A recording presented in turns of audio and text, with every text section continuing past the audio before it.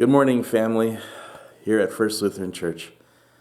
This is Pastor Jamie. I'm here in our chapel this morning, preparing my first recorded message that I would send out using a YouTube link and uploading it, sending it out through our Facebook and other email communications.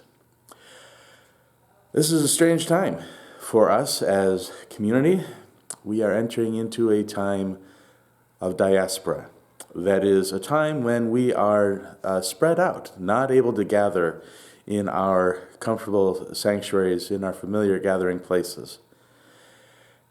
As the news is changing rapidly about what can be open, what can be closed, or should be closed, we as First Lutheran are going to follow the guidelines and indefinitely suspend our worship activities here. We will not know yet when we will resume those activities. The information is just changing too fast for us to know one way or the other for sure.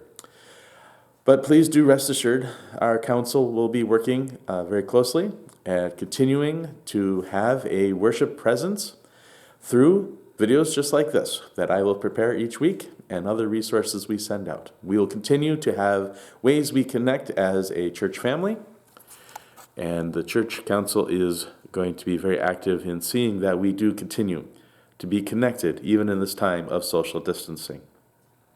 Now, you've heard me use this word diaspora. It's not a word we're used to using, but that's because it is unprecedented in our lifetimes. But people of faith have faced these types of being scattered moments before. I shared a couple of these examples in my sermon yesterday morning. Let me share them again here with you now. The ancient Israelites, when they left Egypt, they left a place that was very, very familiar, very comfortable, a place where they had lived for generations. And they were sent out into a wilderness, a space that they had a tent that was where they would gather to worship. Certainly not a sanctuary, a temple, or a worship space they were familiar with. They were lost out in those wilderness ways for 40 years, in some cases without knowing where their food was going to come from or where their water was going to come from. And sometimes they were even ready to stone their leader Moses because they thought he had led them out into the wilderness to die. But God was with them. God provided with manna and with water and with all that they needed during their wilderness days. Later on in biblical history, we have what's called the exile. When the Babylonian Empire came in and crushed the southern kingdom of Judah, where the capital city Jerusalem sits, they destroyed the temple. They took all the leading priests, all the leading scribes, anybody who had education or wealth or status of any sort in Jerusalem, and they exiled them away. They took them away to Babylon. This could be a very scary time. They were in a completely new culture, new language place, new foods, new rituals. They certainly didn't have their sacrificial practices at their temple to keep them together. So what do? They use that time to bring together all of their oral stories, the traditions, the word about God that they had been passing on through all their generations, and they committed it to paper. They printed it together. What we know of as the Old Testament, most of it, especially the early books. There are a few prophet books that were written later, but most of what we know, Genesis, Exodus, Leviticus, Numbers, Deuteronomy, much of the history books even, Joshua and so forth, all composed during this time, brought together in formats that could be shared throughout, so that when the people were able to return back home to Jerusalem and their familiar places, they rebuilt the temple and were able to read the law again and tell the stories of who we are as people of faith. Around the time of Jesus and in the decades that followed, the Romans would come in to put down an insurrection in Jerusalem that led again to the destruction of the temple. People of faith were scattered throughout the Roman Empire. New practices of faith had to be developed. This was for Jewish people and for Christian people alike. Huge time of diaspora. And yet God was with them, providing for new ways of being together, allowing for the faith to continue, to be what it is even today for us.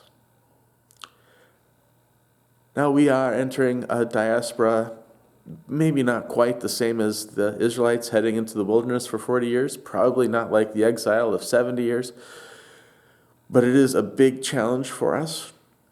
It is one that there are too many questions still lingering, tons of grief and needing for lamenting as we enter this unprecedented time.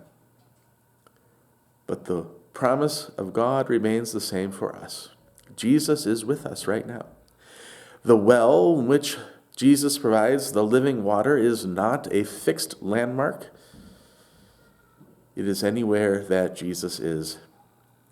And wherever we are, Jesus promises to be with us.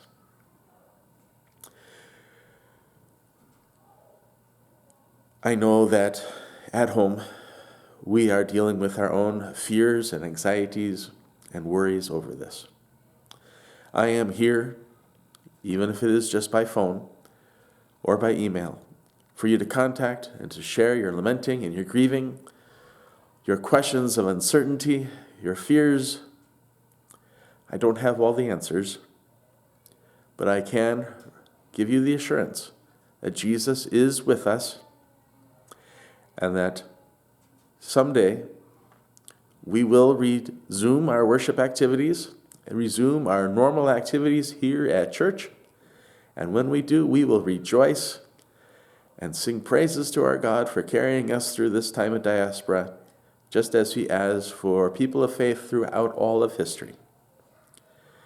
So join us as we continue to meet via social media, via videos such as this, and continue to support one another through prayer and through phone calls and through emails and other ways that we're able to reach out to one another and continue to trust.